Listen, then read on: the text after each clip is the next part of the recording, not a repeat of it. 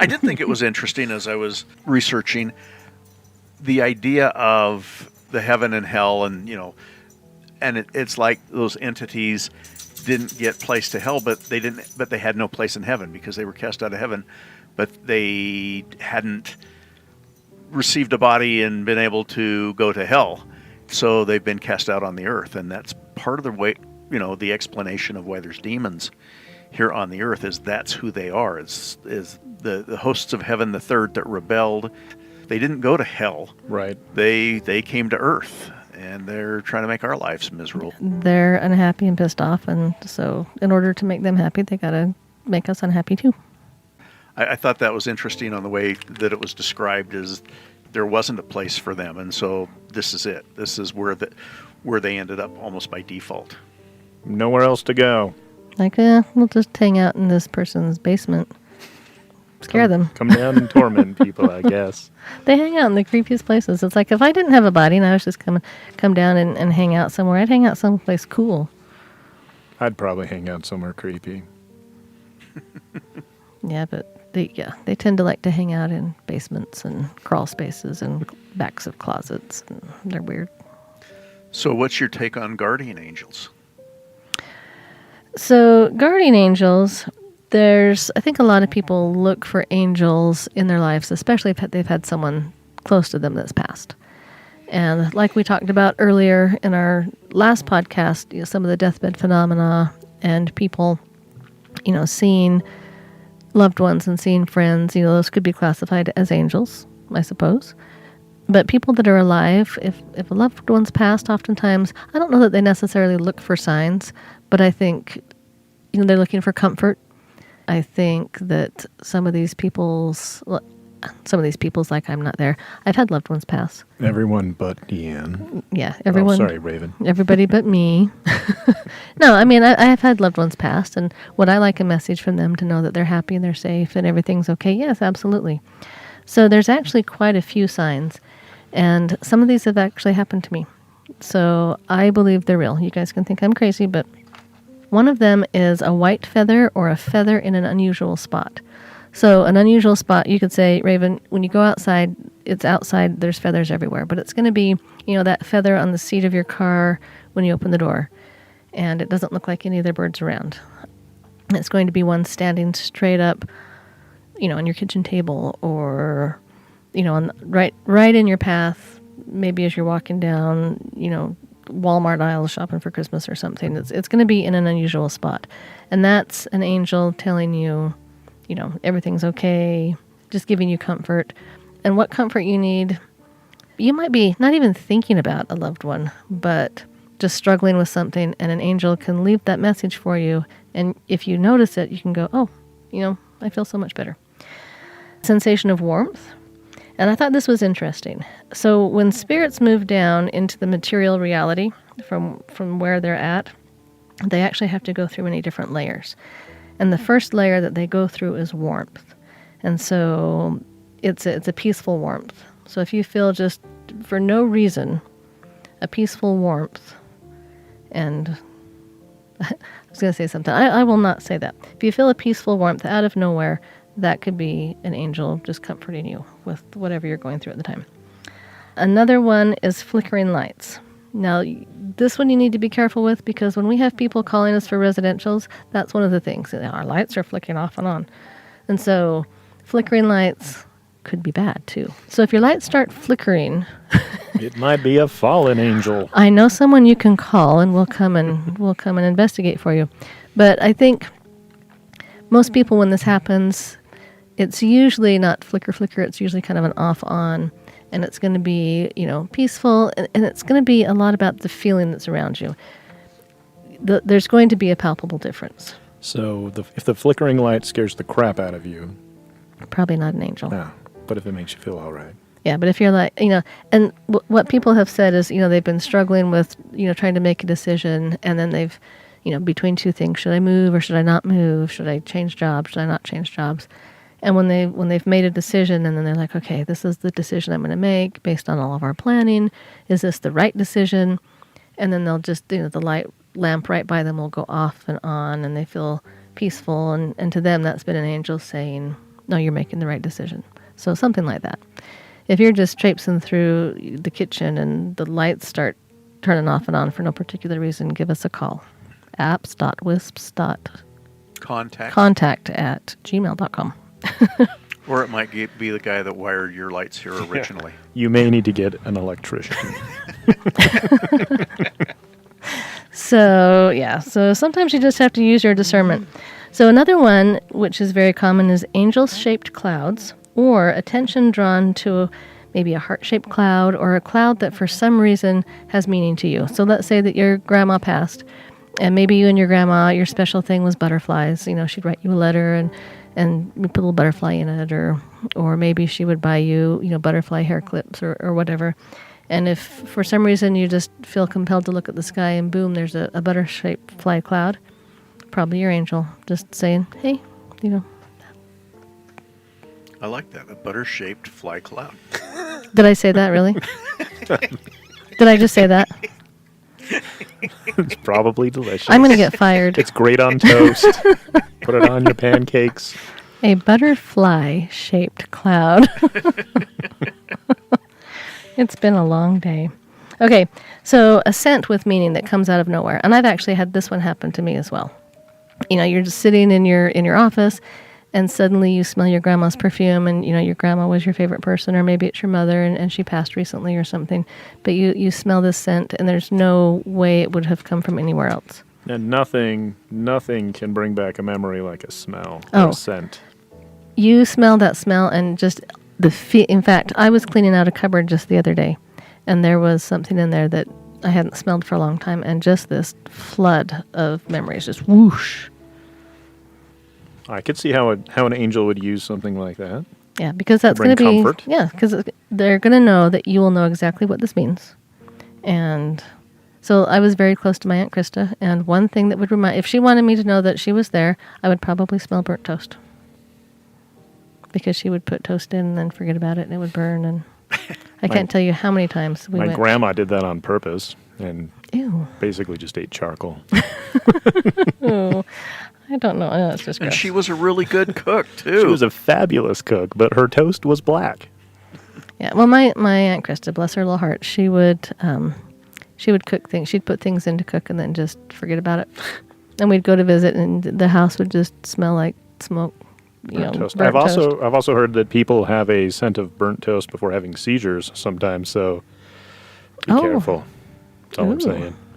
That is good to know. Tip from the doc today. That's right. Burning rubber, burnt toast. Those are all. They call them auras, kind of things that precede the event of a seizure. Good. Well, yes. So if you smell burnt tires or burnt toast, you just get in the car and you start driving to the hospital. Or it may be your aunt who loved to burn toast.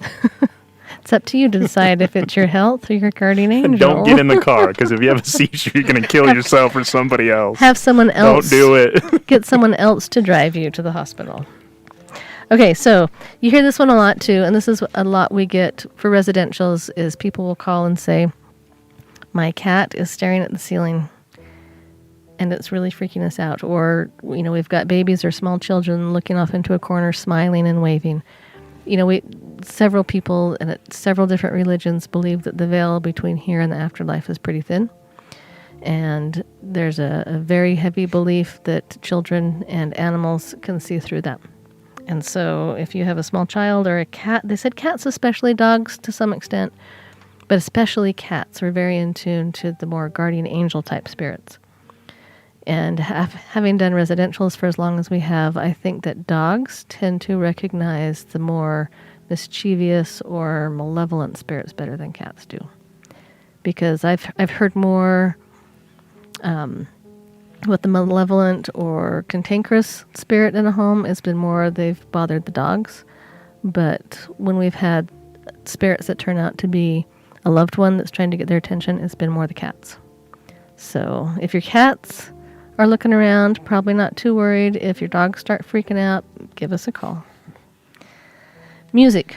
If you hear a certain song that means something to you, again with no obvious, or maybe even an obvious source, it could be your guardian angel giving you a little shout out.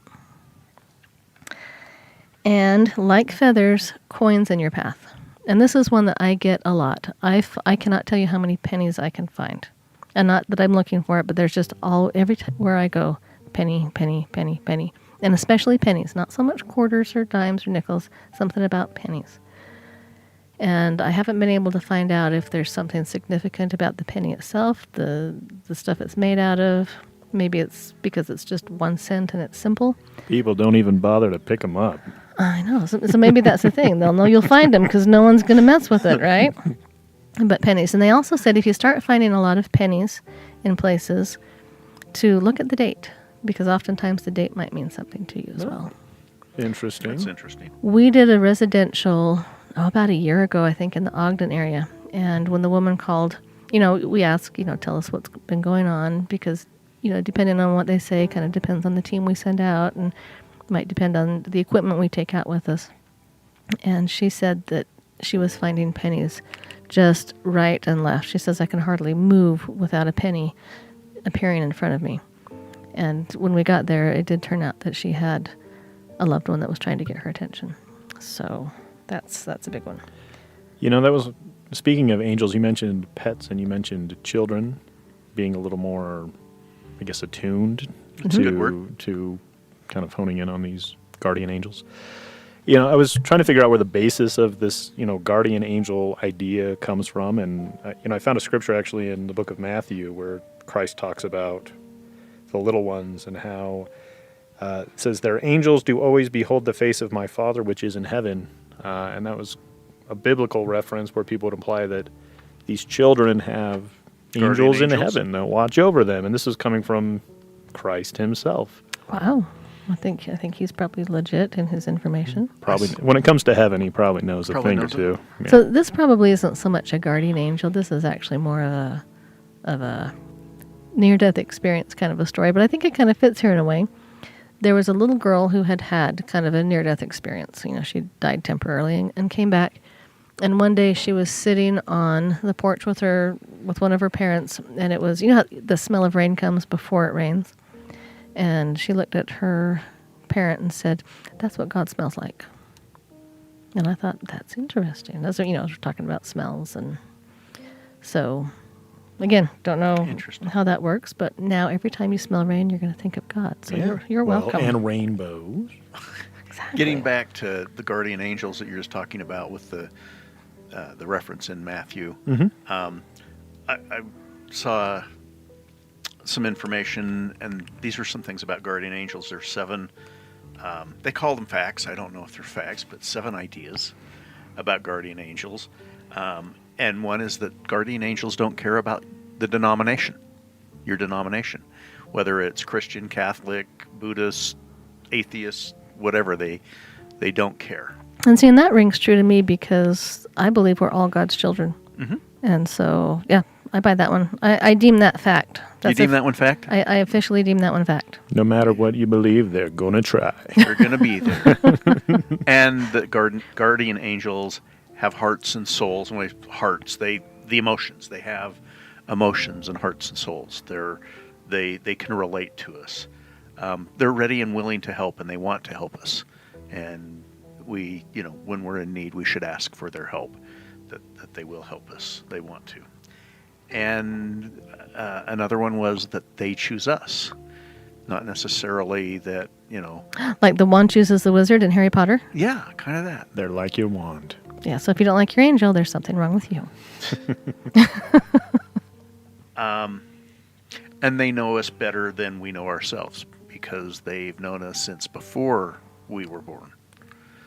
They've known us a lot longer than our realization of our existence. That's actually an interesting point. In some of the reading that I did, they mentioned that angels, they know more than we do, but they're not all-knowing. They're not omniscient. They don't know everything. God. Yeah, they're not God. Yeah, I figure anyone that knows more than me is like omniscient to me. And they will endure things with us. The things that we endure, they also endure, our guardian angels. Oh, mine are so overworked. And you said mine. Yeah, I'm kind of curious. You make it sound like there's more than one. Oh, we'll talk about that here in just a second. Well, that's number 7. There's more than one. What? I have 4. And spoiler alert. Yeah, and they can even have specific roles. So that was one of the things when I was reading this list that I found kind of interesting, and I knew that it would kind of work in there. And a lot of people might call a guardian angel a spirit guide or some other term, but an entity that is there to help you and help guide you and help you do the right things in your life. Right. My- Go ahead. I was going to say, my question is, how do you get to know who your guardian angel is, if you have a guardian angel? So I will tell you. There are just a couple more angel signs and we'll just rattle these off really quickly. So this one, again, and we're going to kind of defer to Doc here to give us the lowdown on some of this. But if you see sparkles of light, shimmers, or flashes that kind of catch your eye, that could be an angelic sign. It could also possibly be a sign that you might need to go to the doctor. Could be a stroke, could be a seizure, could be a terrible migraine, or it could be an angel.